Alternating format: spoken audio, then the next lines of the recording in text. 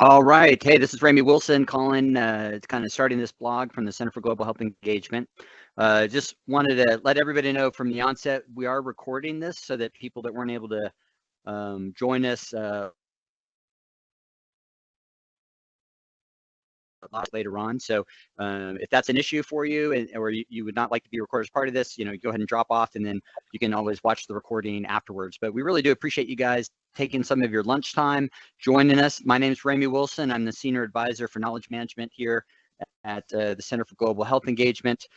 If you do get a chance, go ahead and put where you're dialing in from in the chat, just so we can kind of get an idea where people are coming in from. Last time we did that little doodle poll where we're trying out a couple different things to try to just get an understanding where people are coming from, and if you're willing to share, we'd love to know where you're coming in from. So this is the second of what we're now calling the peers events, which is practitioner education exchange and resource sharing for global health engagement. So we do want this to be a community of practice among peers of the different stakeholders of Department of Defense global health engagement. So thanks for joining us. And again, we're doing this on a quarterly basis. And so we'll give a little bit more information about the next one that's scheduled for the next quarter at the end of this session. So we'll go to the next slide, please.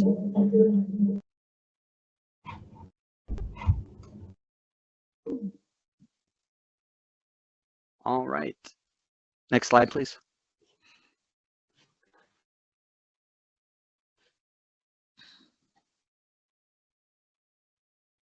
All right, we're having a little latency here. Stand by. All right. All right, so the next slide is a disclaimer slide, and then we're gonna we'll work on getting back to the slide. What to expect kind of for today is our spotlighted topic, which is going to be the state partnership program that's run by the Guard Bureau, and we actually have a legit, real subject matter expert that's going to be talking about that, Dr. Charla Geist, who I'll introduce in just a second.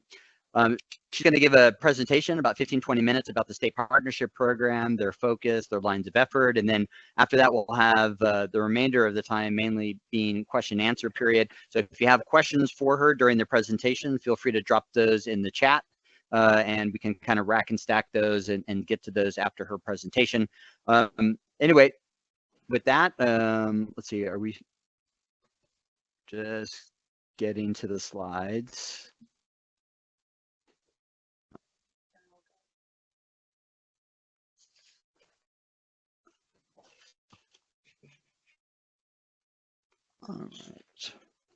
All right, so it's my pleasure to introduce Colonel Dr. Charla Geist. So Dr. Geist is a global health engagement.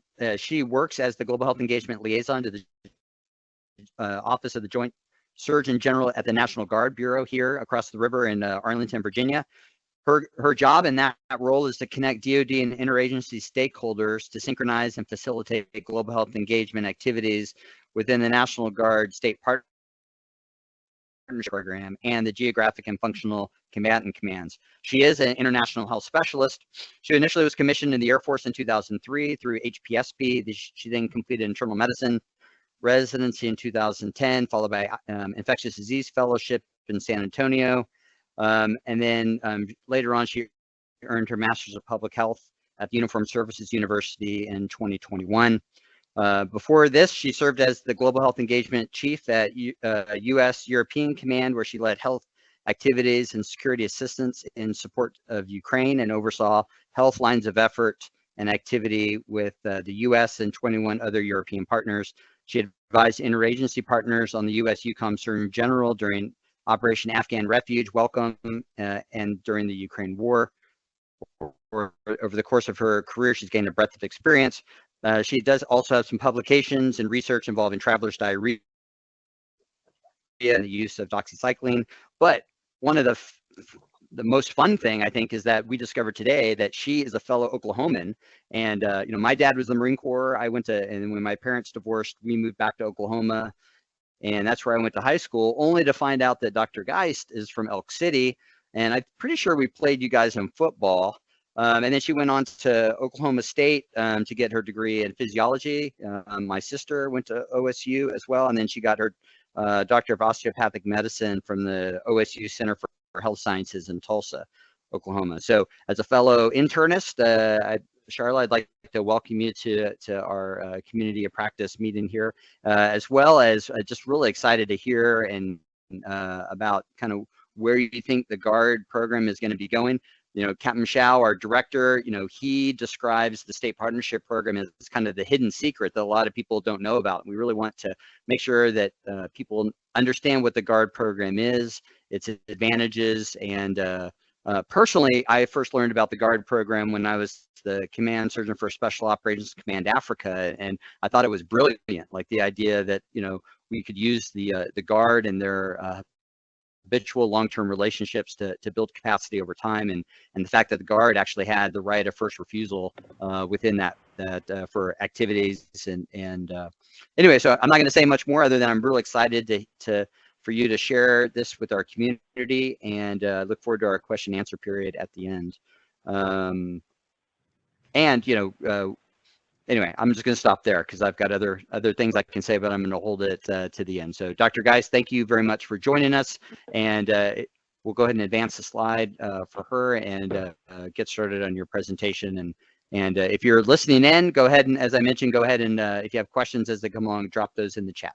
And if you don't have the ability to chat at the end, I know some organizations, they block the chat function outside of your team's environment. So you can email them to us if you want, or at the end, I'll open it up and you can just go on audio and ask them if there's time for that at the end. All right, thanks. Dr. Geist. Thank you so much. It's great to be here, and it's great to be working with a fellow Okie. Go Pokes. So as Dr. Wilson said, I'm the Global Health Engagement Liaison to the National Guard Bureau Joint Surgeon General. I am not Guard, I am regular Air Force. And so it's been a huge learning experience for me, very valuable. And I am excited to be able to advocate on behalf of the Guard and the wonderful things that they do. Next slide, please.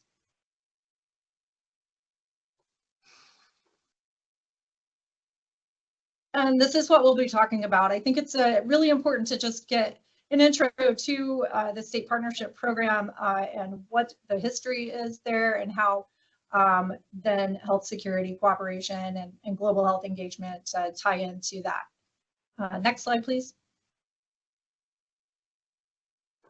So we'll start with the mission of the state partnership program, and I'll just read this to you. SPP supports the security cooperation objectives of the United States and geographic combatant commands by developing enduring relationships with partner countries, carrying out activities to build partner capacity, improve interoperability, and enhance U.S. relations, while increasing the readiness of the U.S. and partner forces to meet emerging challenges. And if you're at all familiar with the DODI 2000.30, the Global Health Engagement, DODI, you will recognize important phrases like build partner capacity, improve interoperability, gain access, enhance relations, those things. So it ties, GHE ties directly into the security cooperation objectives that the SPP has. Importantly, it is a DoD security cooperation program. That is what the state partnership program is. It involves State Department concurrence, and it is managed by the National Guard Bureau for management of resources. It is the combatant commands that execute the program, and it's the states and territories, all 54, that source the manpower and execute the mission. Next slide, please.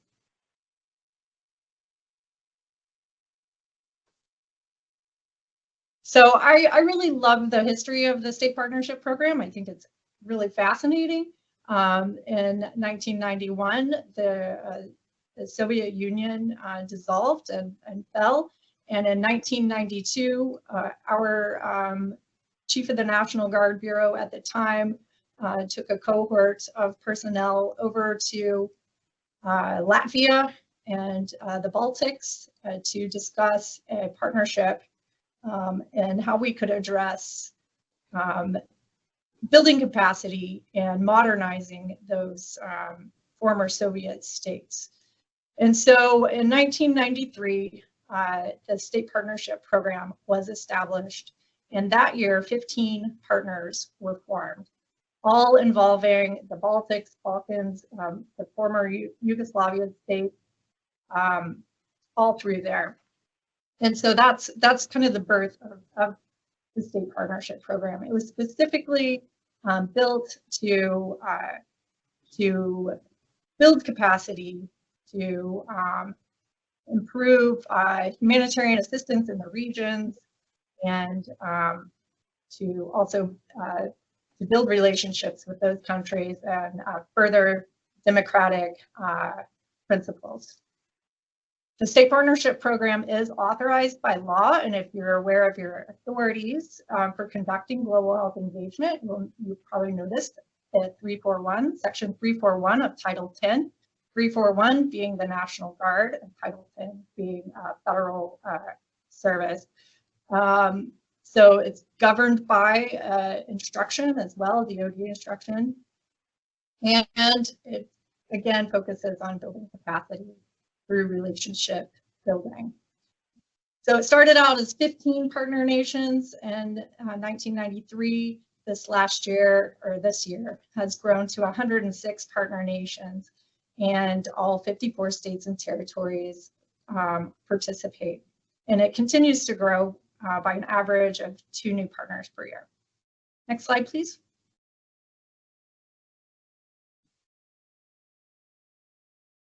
So the State Partnership Program as a whole has a pretty broad approach to what they can do, but there are certain things that the National Guard is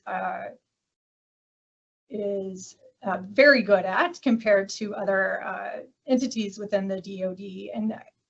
And I want to highlight not so much the top portion of the slide, but the areas of focus, particularly as they pertain to health and medicine, disaster response and emergency response, counterterrorism, and of course, military medical. Of those, just to highlight the disaster response, emergency response, the humanitarian assistance, disaster response, or HADR, and counterterrorism, specifically from like a biodefense, CBRN perspective. The National Guard is the US's response for humanitarian assistance, disaster response that goes on within the CONUS, the continental US. And so they exercise this routinely and regularly with their civilian counterparts. And that includes being prepped for counterterrorism events in the US. So they are doing this on a day-to-day, so they're very poised to take that expertise to our partners as well. Next slide, please.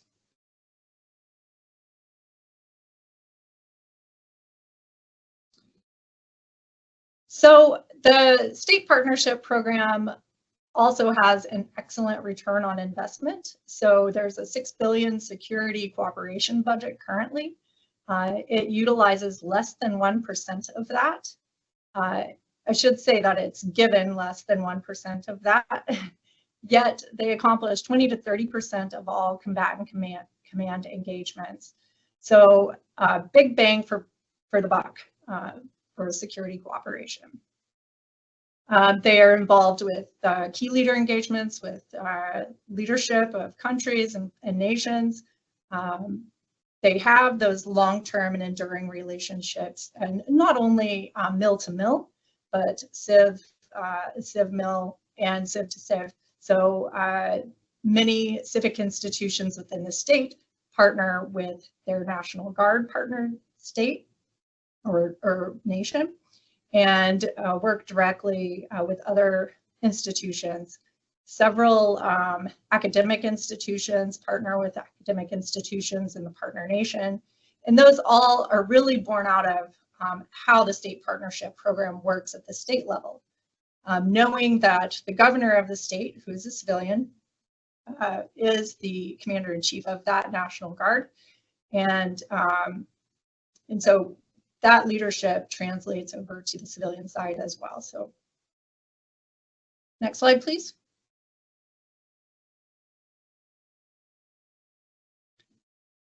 So this is the current state partnership program map. Again, 106 partner nations and growing. Some of the partner nations that have been named have not been yet announced to have a partner state at this point, but we've had a lot of additions in 2024, so it's very exciting. And a lot of opportunity for partnerships with the interagency and growing beyond mill to mill. Next slide, please. So one of the common questions is how are partnerships developed? And really it starts with the partner nation or the requesting nation who requests the partnership. That request goes to the US ambassador at the embassy, and they think, oh yes, that's a good idea, and they take it to the combatant commander at the COCOM. If they endorse it, it then goes up to the Joint Staff in the J5 there, who then discusses with the Chief of the National Guard Bureau, and if they think it's a great idea, then states start saying, yeah, we want to be that partner, and they start lobbying for themselves to be partnered with that requesting nation. And then it goes back up the chain, and this entire process can take anywhere from a few months to several years. Next slide, please.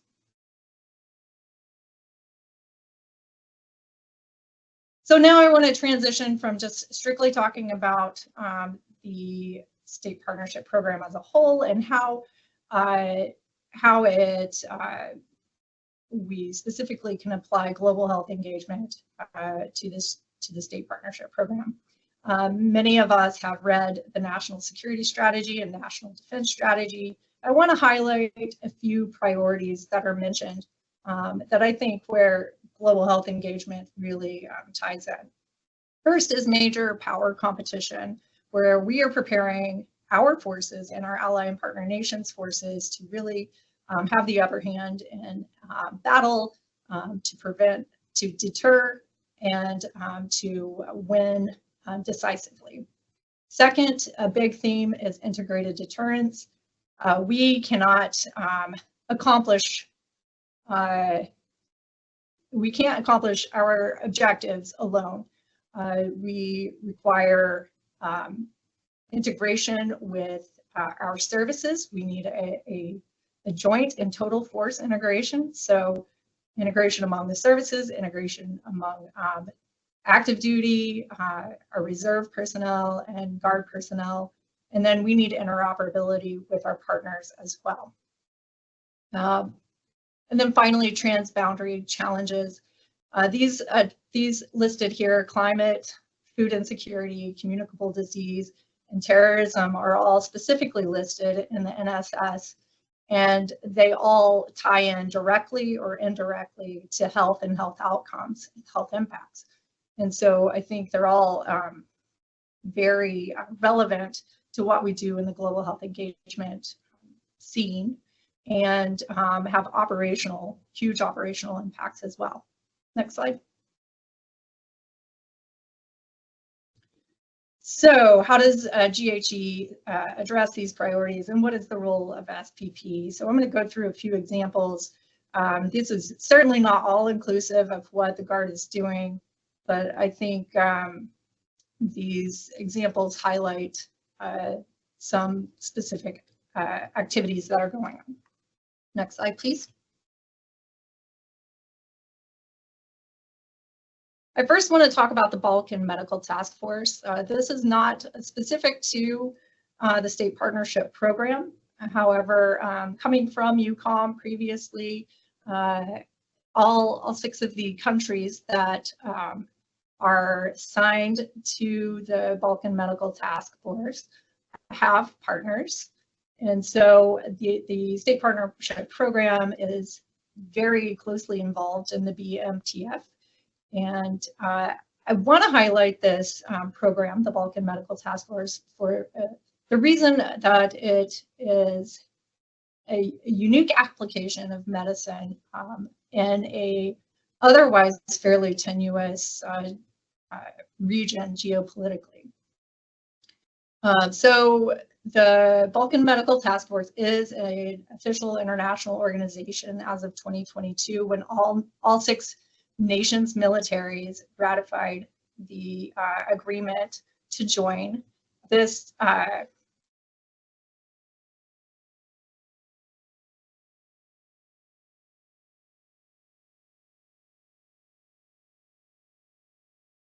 Colonel Geist, you are muted. Oh, thank you. My computer will black out, and so I guess when I restarted it muted.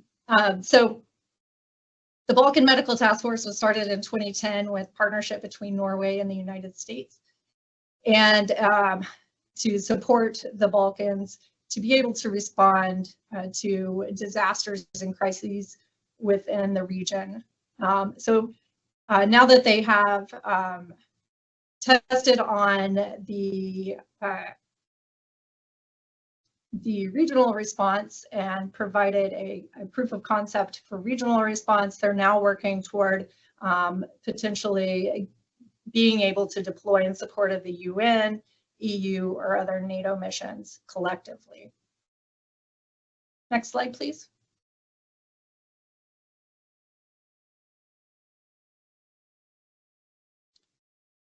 So interoperability is another very specific objective and of the state partnership program and security cooperation in general. And the good example of how this is applied for GHE and the SPP is the Vigorous Warrior exercise. That's a NATO multinational military medical exercise that involves this year, 34 partner nations, or 34 countries, and 1,600 participants, and even includes civil exercise components.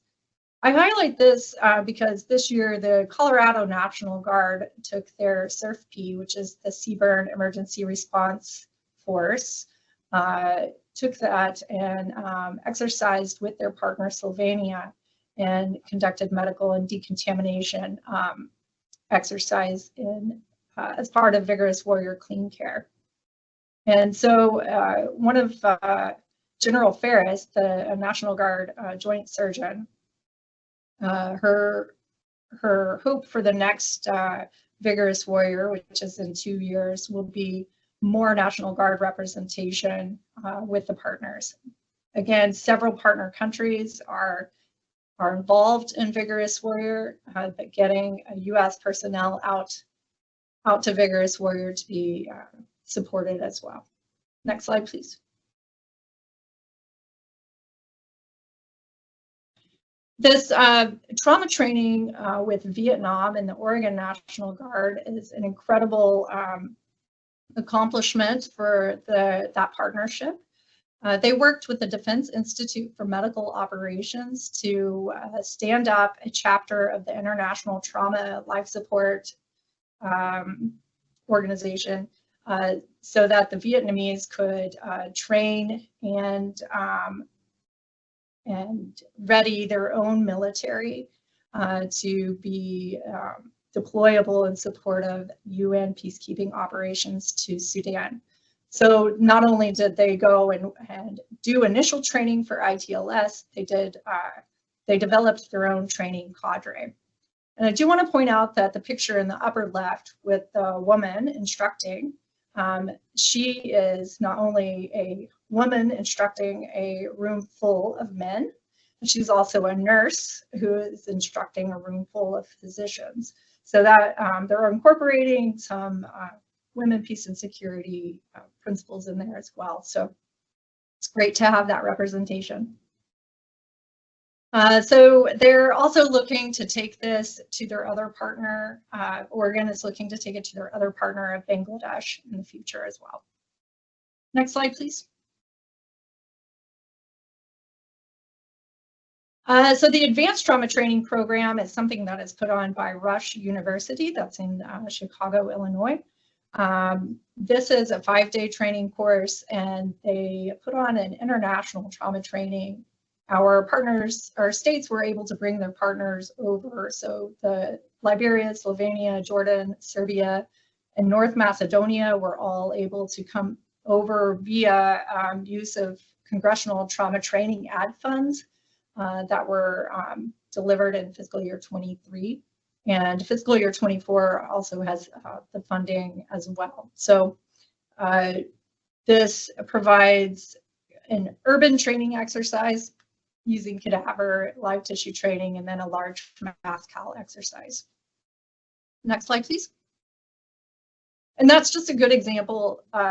The Rush University is a good example of incorporating our civilian institutions and training our partner nation militaries.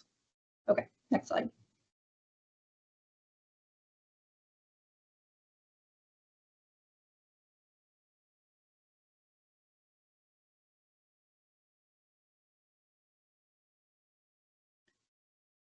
The Guard is also active in humanitarian and civic assistance using the HCA authorities. They participate in African Lion exercise, which is held in Morocco. It's a large multinational exercise, again, also involving not only African nations, but NATO and European nations as well.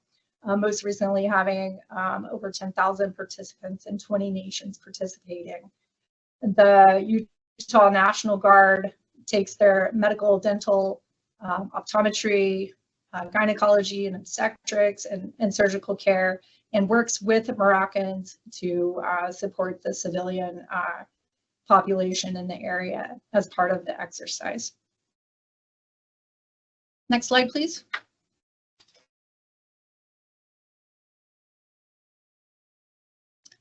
All right, and I think, you know, to kind of wrap things up, we are entering into a new era of conflict. And if you've been around the DoD space much, particularly in medicine, and pay attention to what's being said by senior leadership, you'll notice that there's a shift in what we're focusing on. We're seeing lessons come out of Ukraine where we are not able to evac our patients out or their patients out. Seeing the need for prolonged field care, changes in the way we do evacuation, where air evac is not, there's no air superiority, sorry, Air Force, but we're having to find different ways to evac the patients out. So protected ground medical evacuation. We're seeing that there's disregard for laws of armed conflict, targeting of hospitals and ambulances, and then other challenges with our partner nations having just different laws on how healthcare is carried out, whether that's in the battlefield or once the patients get into the hospitals. But largely on the battlefield, like if the only person that can insert an IV is a physician, then you may have you know, a lost opportunity to save lives and get people back into the fight.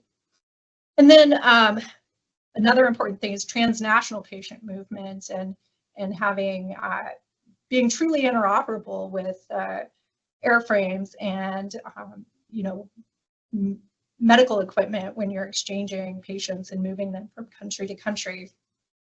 And then finally, Class A, Class 8B, blood availability, et cetera. I think these are all important lessons to take away from Ukraine, and also to see to be able to address with our partners before they are engaged in crises of some kind, whether that's man-made or disaster. Next slide, please.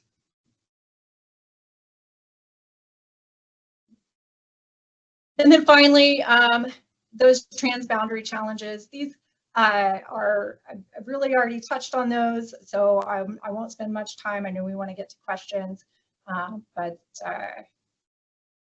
again, this is just such a huge space, and with all of the funding that's available in climate and WPS and how it ties into biodefense and HADR, I think, and veterinary health, those are big spaces that I think are really underserved in the GHE space. Next slide, please.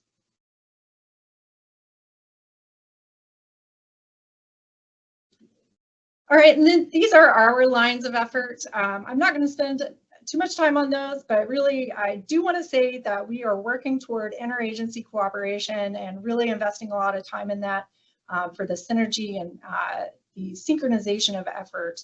It really gets after the integrated deterrence piece that is spelled out in the NSS.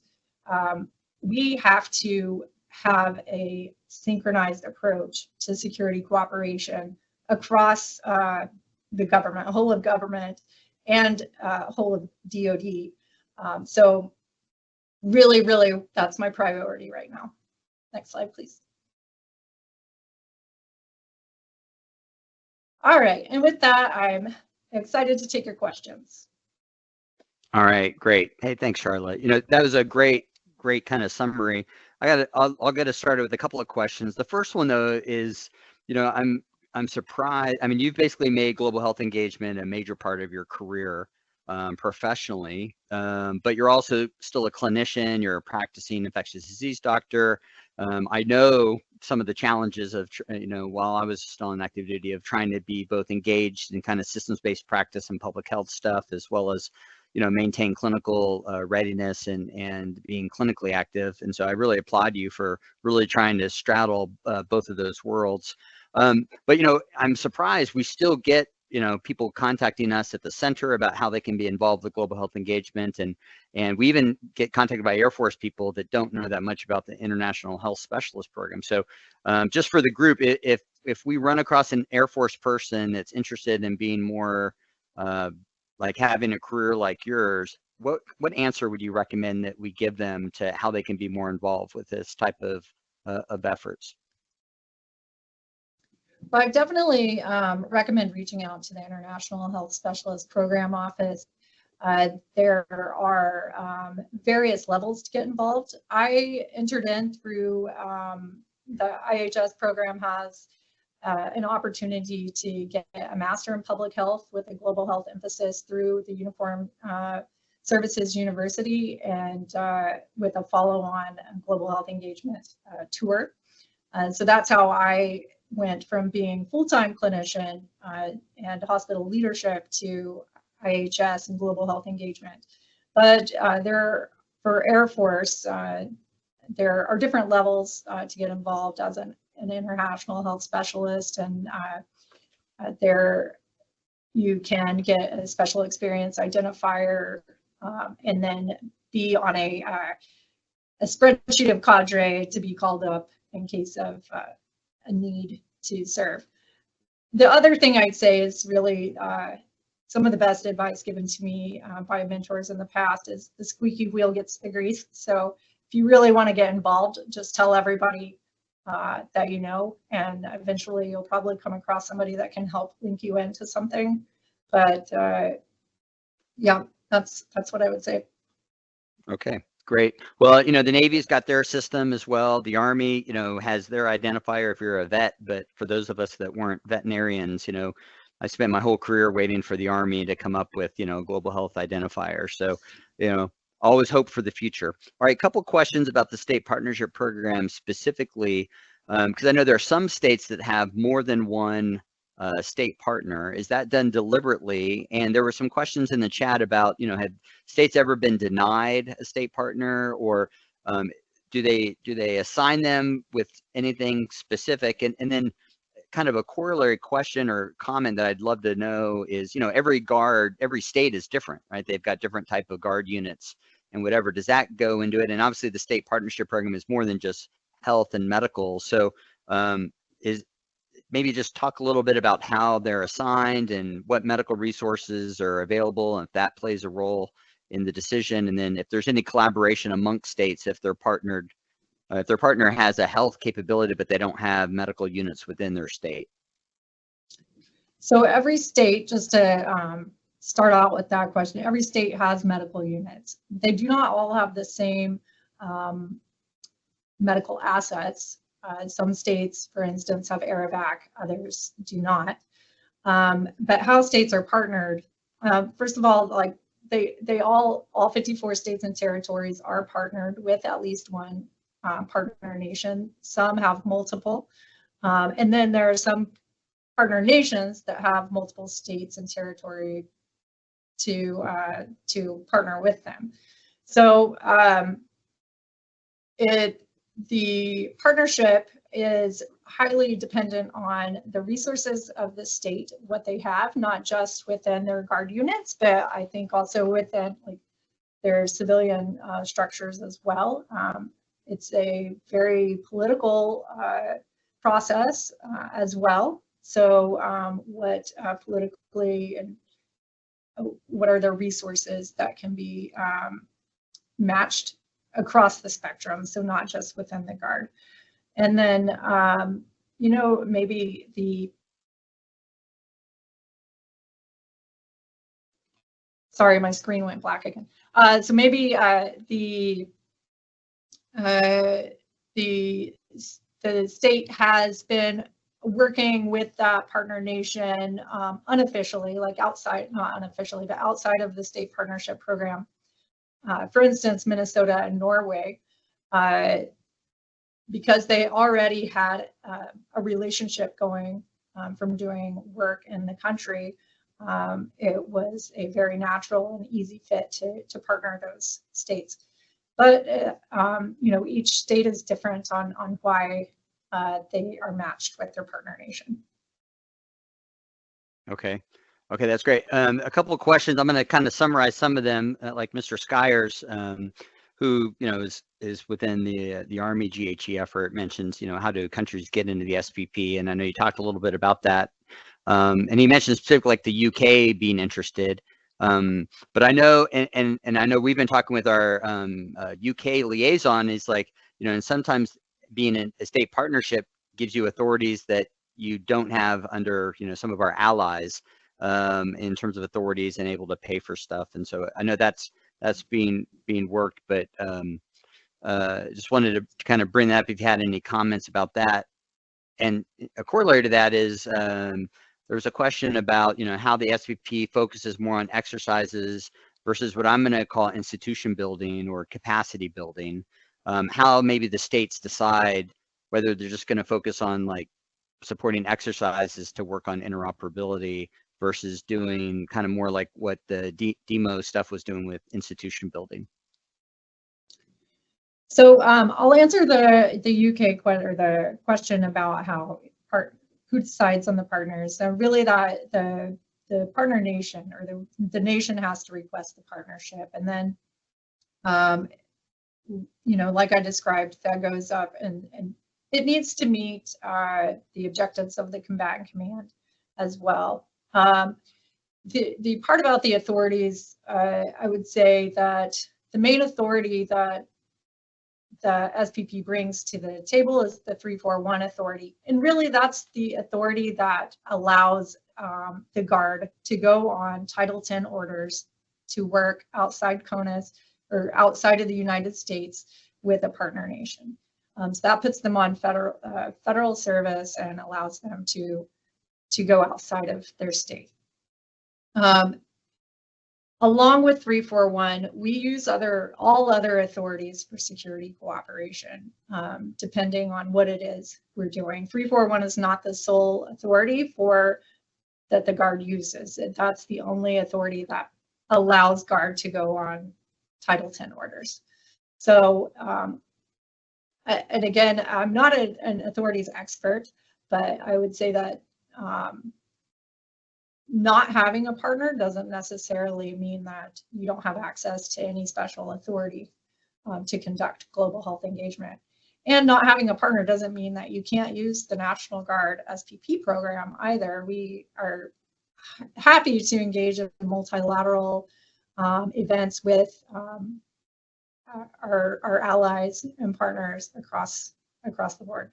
And if a state doesn't have a necessary medical asset, we can also bring in other states that do have those assets to address the request with the state partner or with the partnering nation.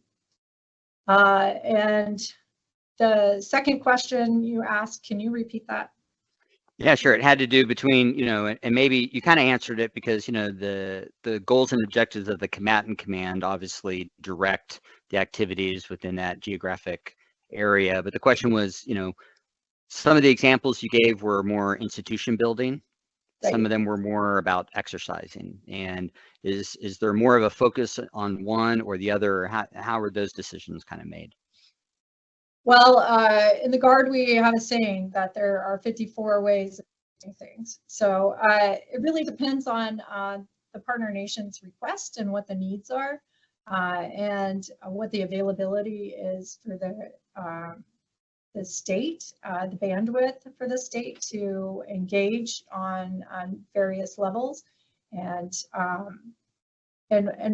what their 5-year objectives are. So each state partnership has a 5-year plan, and how that's laid out and played out is going to be different and varies year to year on how that is executed. Some states, we're really just trying to get after interoperability, and so doing that through exercises is going to be the way to go. And then there are partners that need more capability development, more capacity building, and so, and in those states or those nations, that's going to be the emphasis. So it's highly driven on what the needs of the partner nation are. Okay, maybe there's also been some questions about, have there been times where the state partnership program can be a partnership or a conduit where it's like civilian, or like either academic institutions or folks in the U.S. that are already partnering with the DoD can also be leveraged as part of the state partnership program from that state. So it's like pulling other resources, not just Guard, but other state resources or state stakeholders within that maybe are interacting with the Guard on a regular basis. Absolutely. I just got back from Nebraska not long ago and meeting with the University of Nebraska Medical Center, and the Guard is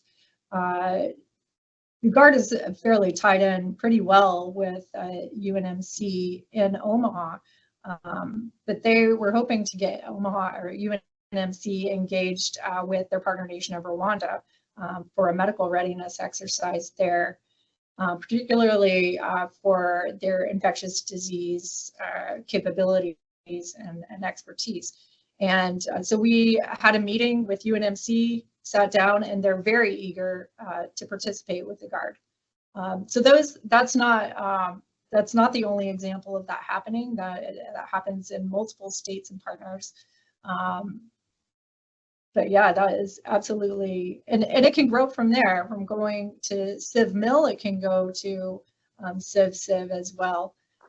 So there are states that are more advanced in that process and have it on cruise control, and then there are states that are working to get their civilian institutions integrated into that process.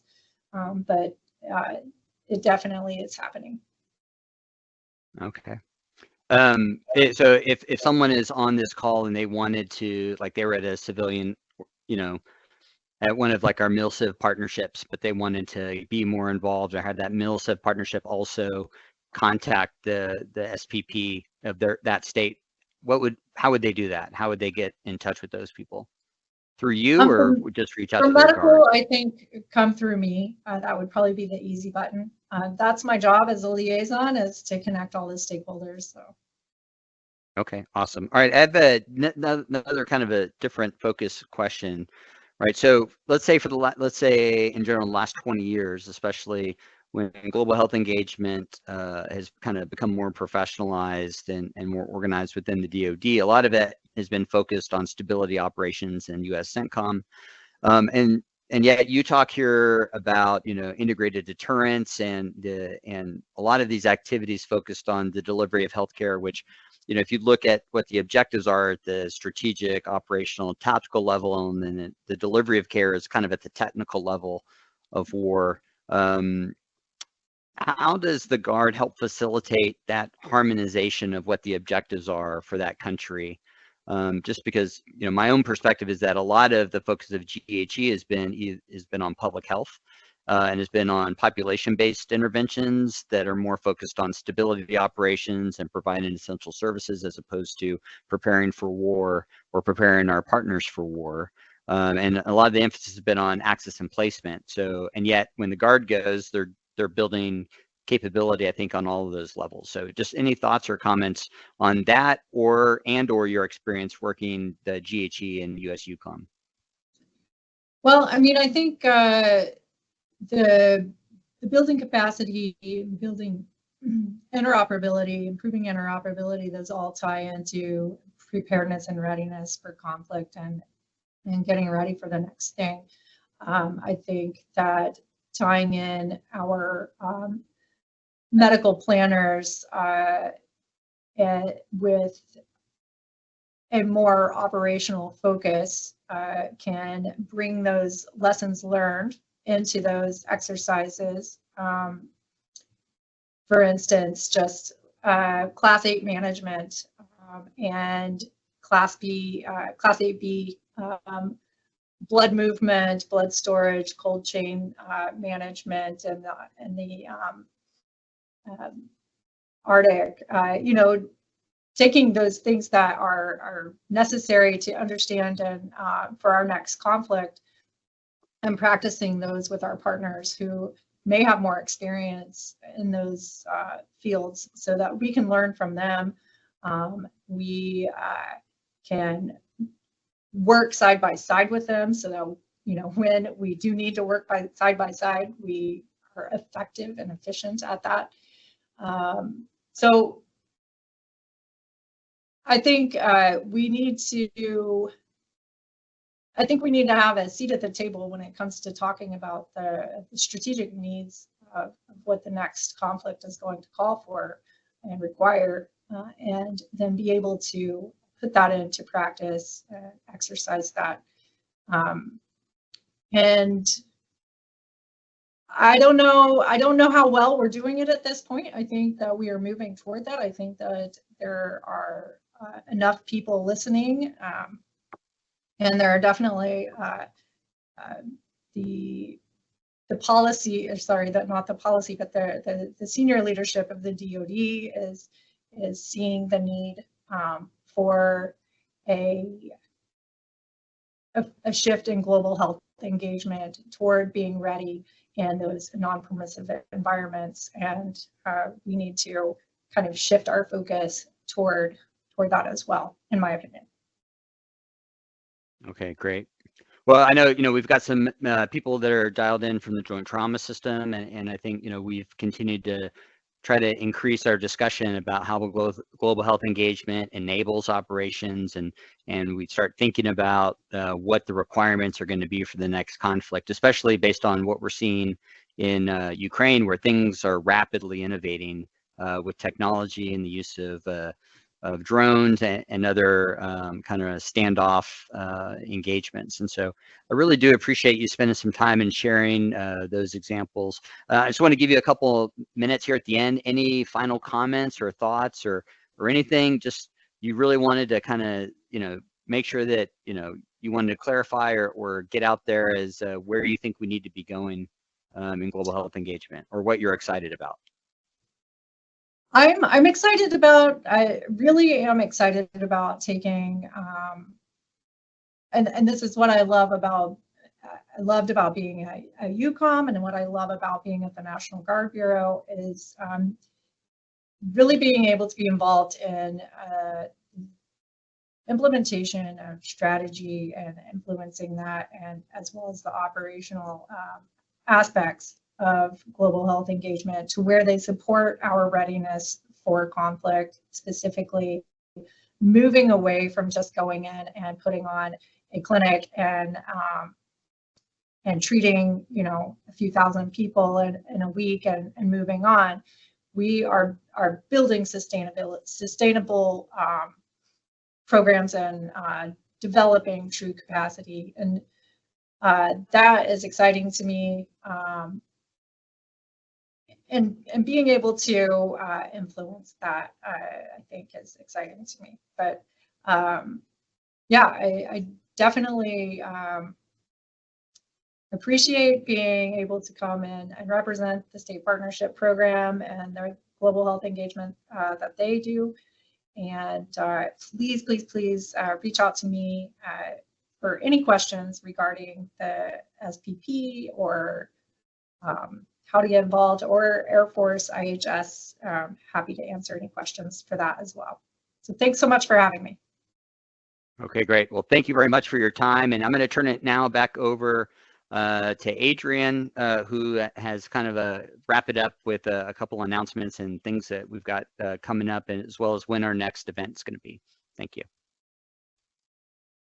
Great. Thank you, Dr. Wilson, for that great moderation, and then for Colonel Geist for that wealth of information for most of this webinar. So before we close, we just wanted to share updates and resources from the Center for Global Health Engagement that you might be interested in as well. So our training team will host their Global Health Strategies for Security course in August. This multi-day course is designed to really explore the strategic level context for global health engagement. And so if you're interested in that, I believe they are still open for applications. You can learn more about it on our website.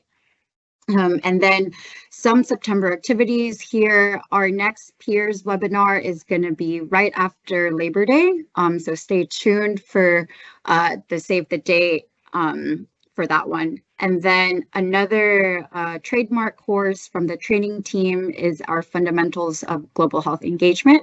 And so if you are new to the space, this is a really good course to attend.